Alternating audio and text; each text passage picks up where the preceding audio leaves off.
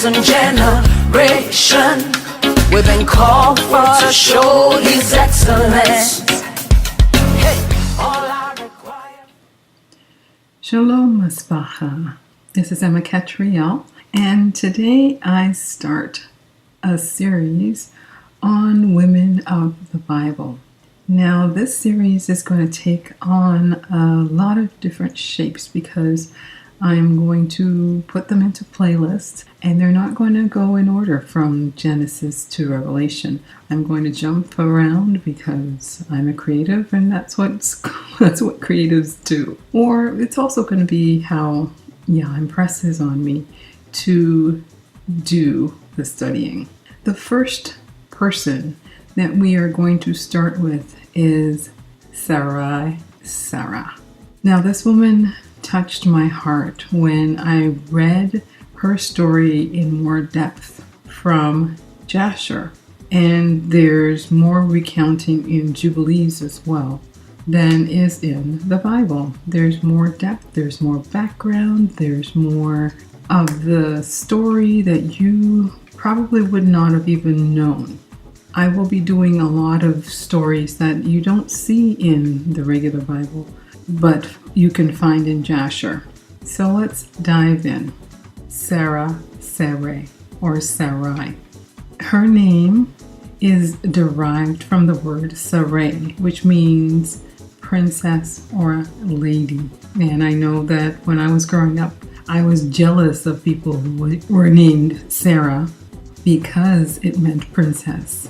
And my name meant something similar, but not quite princess. Let's study the Hebrew makeup of the word Sarah. Let's do Sarai first.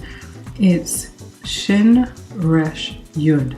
And we all know that Shin means sharp pressed to, and as my grandson and I would go, two front teeth. The Resh stands for chief, top, beginning, first, and head of a man. And the Yud means to worship, work, throw, arm, and closed hand. Now, Sarah is Shin Resh Hey. And we know the first two, but the Hey, let's study that, means lo, behold, look, sigh, reveal, or revelation. And I kind of think that we as a people use words and we don't even know. So you hear people, especially Black people, go, hey, and we were actually saying, look, behold, hello. And it's actually Hebrew, but we don't know. I'm always amazed at the things that we throw in that we don't know is actually cultural. So let's dive into the study of Sarah. This woman got a pressing revelation, so I'm kind of describing her name.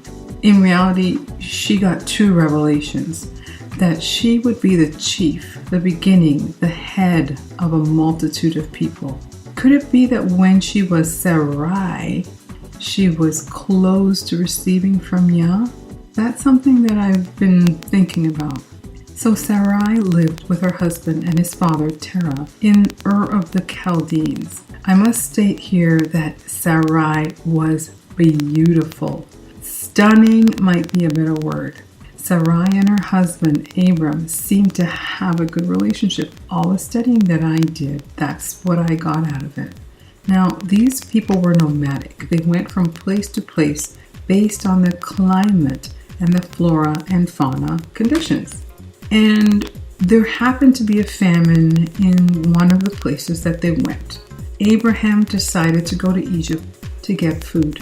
And by this time, they had gotten quite a retinue of people who had attached to them.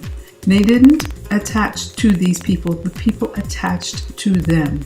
So for all who don't think that the law was created before Moses, you need to read Jasher. Because from Noah to Shem to Eber and down the line, they were teaching about the ways of Yahuwah. And that's why these people attached to them. They wanted to learn the ways of Yahuwah. So back to the story.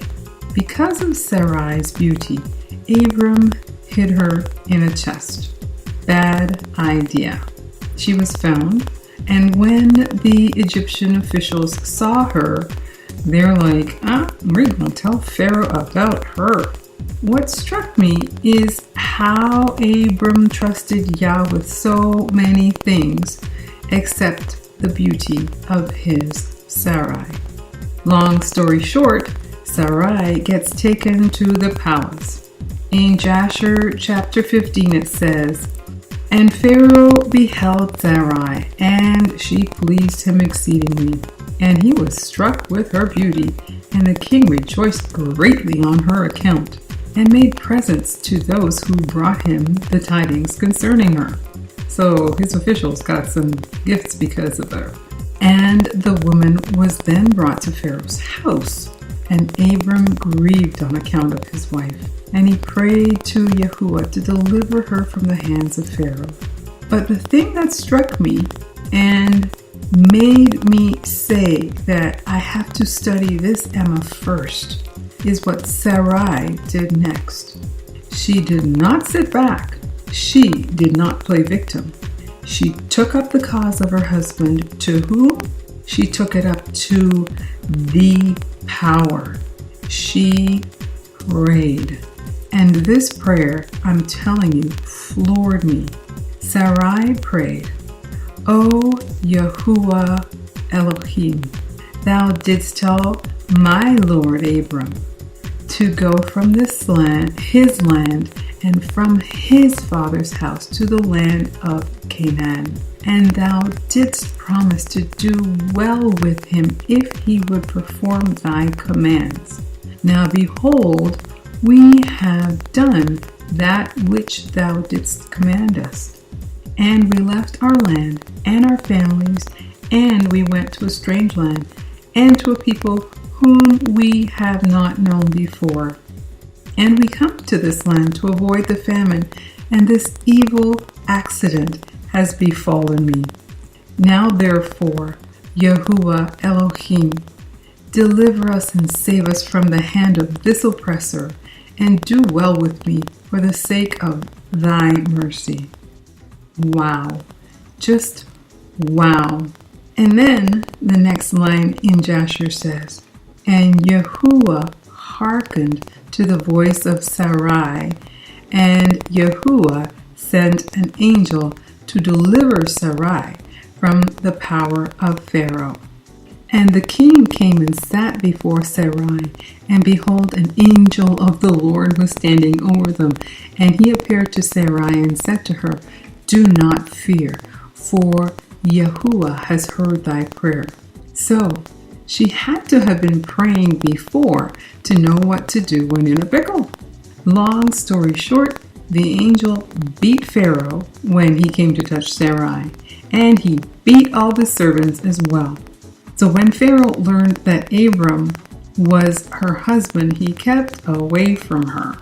What did he do? He did the right thing, because even though things started out badly, Yah's will still had to be done. And there was redemption from this. What happened is that Pharaoh gave Sarai his daughter, whose name happened to be Hagar, for a handmaid. And then he sent Abram on his way with a personal escort. Now, a similar situation happened at another time when Abram was 100. Yah had to repeat the punishment to someone who wanted to take Sarah as his wife. Now, even though Abram was less than honest about his wife, he always got double gifts for his trouble. With all this moving and shaking, the couple was still barren. In Hebrew culture, the seed, which is nun, hair, seed, son, continue, was very important. Sarai thought that she would help out the Most High and decided to give her handmaid Hagar to her husband. That way she could have children through Hagar. Bad idea. But Abram agreed, and Hagar got pregnant. I don't know which came first, but I think that Sarai showed her insecurities about the whole matter, and Hagar picked up on it. As a result, she started bragging about being pregnant to her mistress. Well, I don't know about you, but if I were in her situation, I would be kind of thankful, but she wasn't. As a result, she bragged about being pregnant, and with permission, Hagar was chastised and she ran away. While she ran away, there was an intervention from an angel. And the angel was telling Hagar that Yah is going to do something through her and go back to her mistress. But we'll touch on Hagar in another video. Well, Ishmael was born, but he was not Yah's chosen.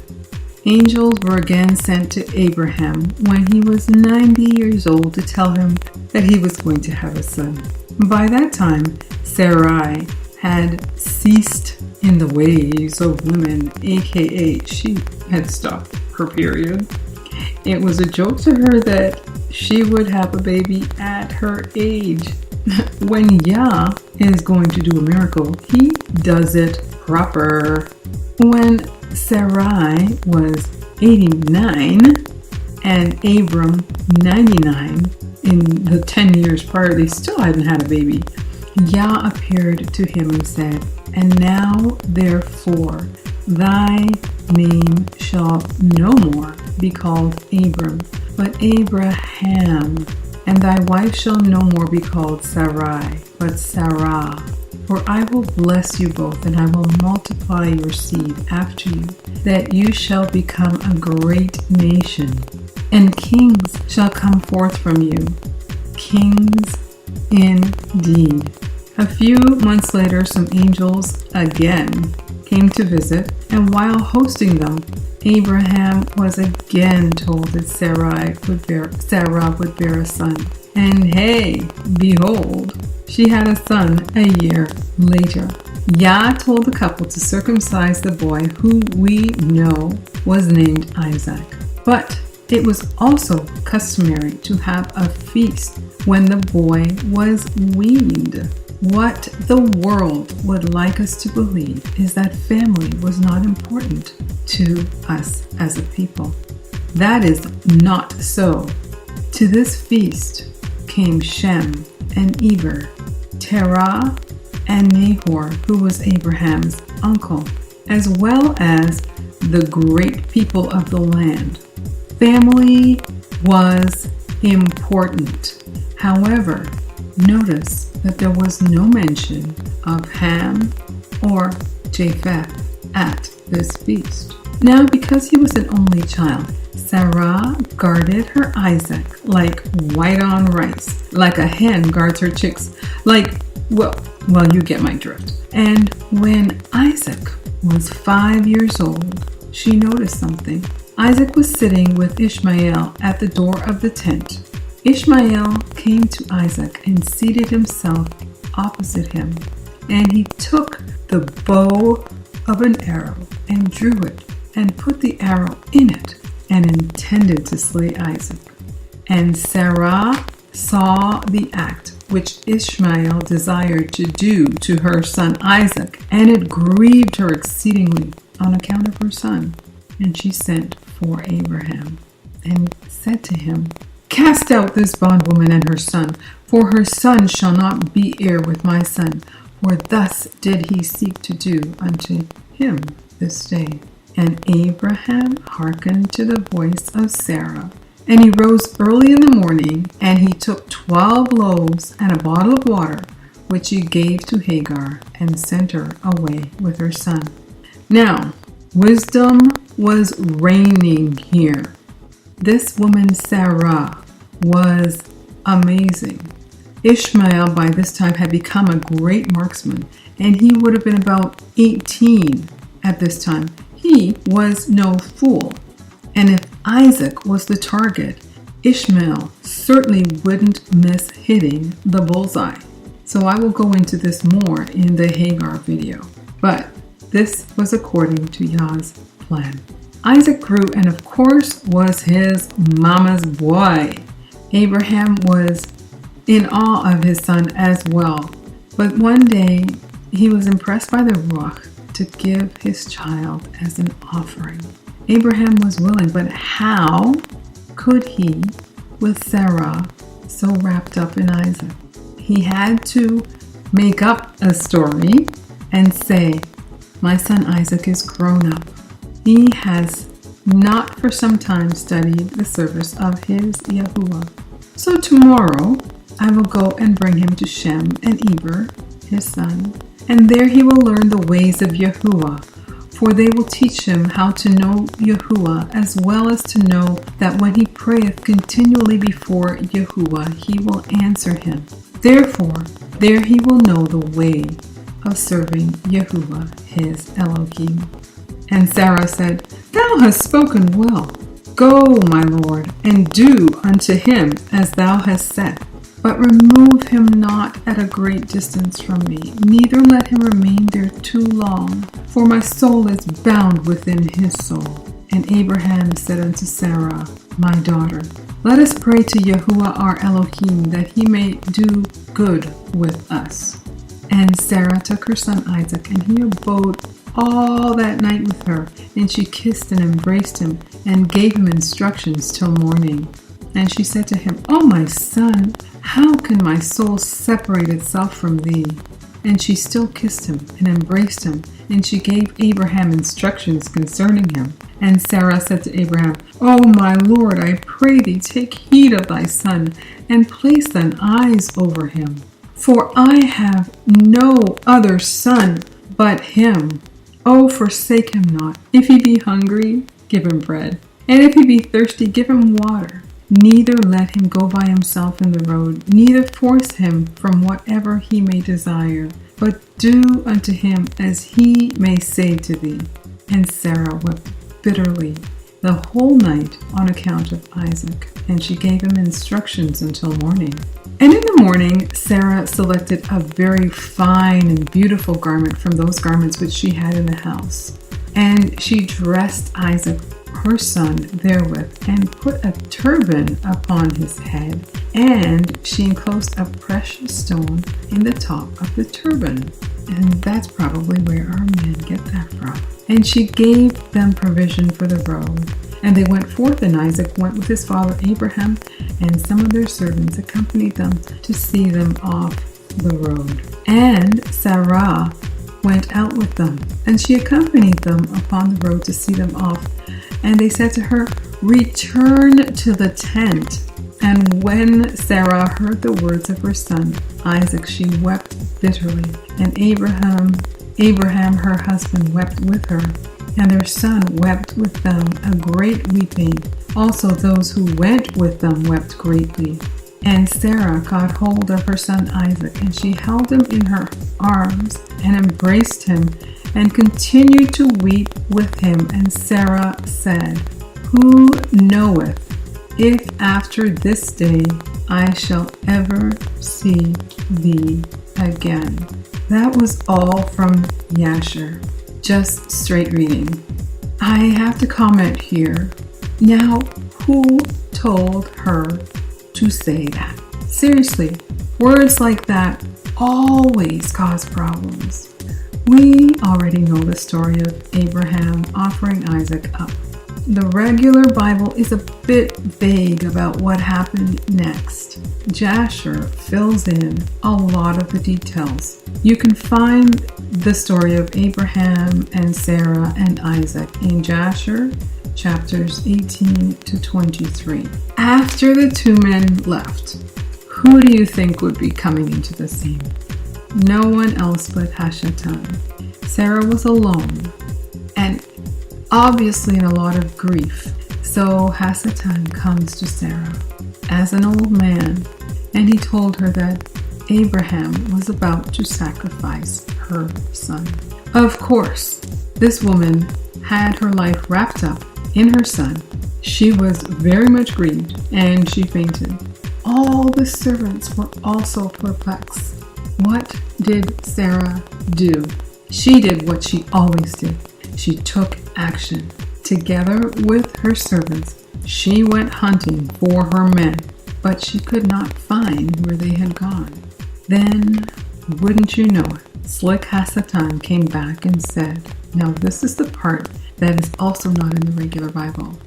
In verse 86 of Jasher chapter 23. And behold, Hasatan came to Sarah in the shape of an old man.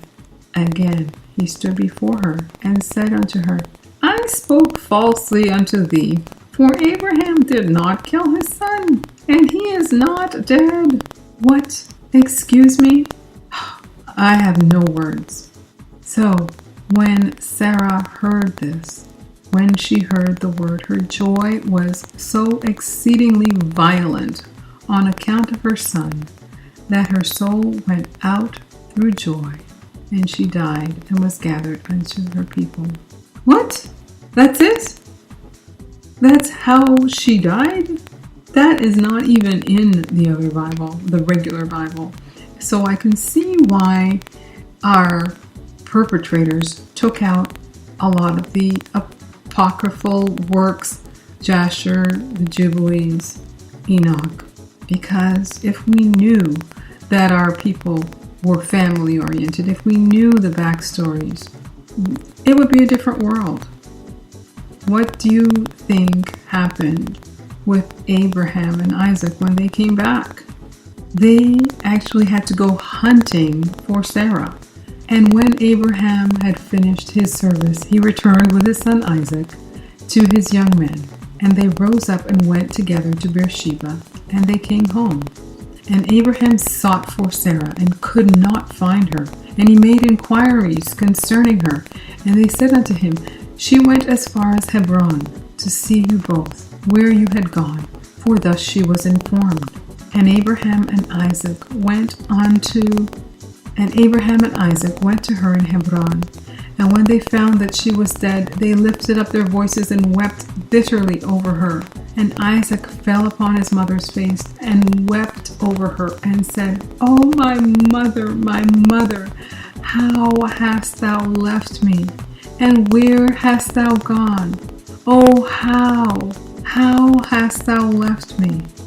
And Abraham and Isaac wept greatly, and all the servants wept with them on account of Sarah. And they mourned over her a great and heavy mourning. That's what they did for her. And that is why she also had to be buried in Hebron. They mourned a great and heavy mourning. This Emma was obviously a stalwart. She was a good wife. Abraham never spoke ill of her. She was a good and devoted mother. Isaac was the apple of her eye.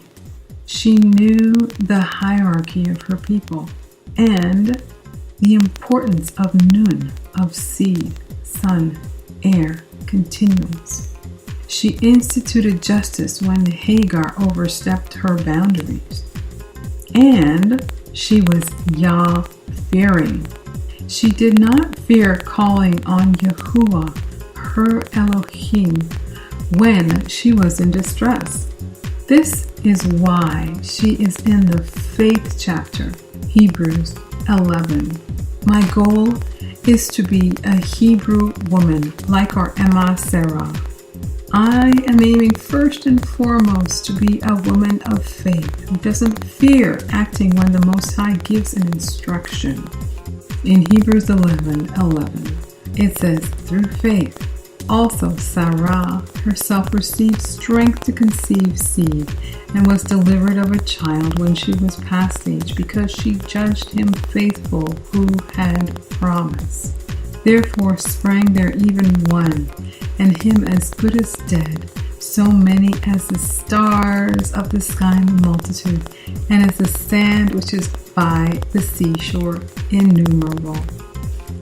I'd love to know your thoughts of what you think about our Emma Sarah. Leave your comments and suggestions in the comment box below. I will take a look. I'd love to know of a woman that you would like to see a study on as well. Until next time, this is Emma Catriel. Shalom.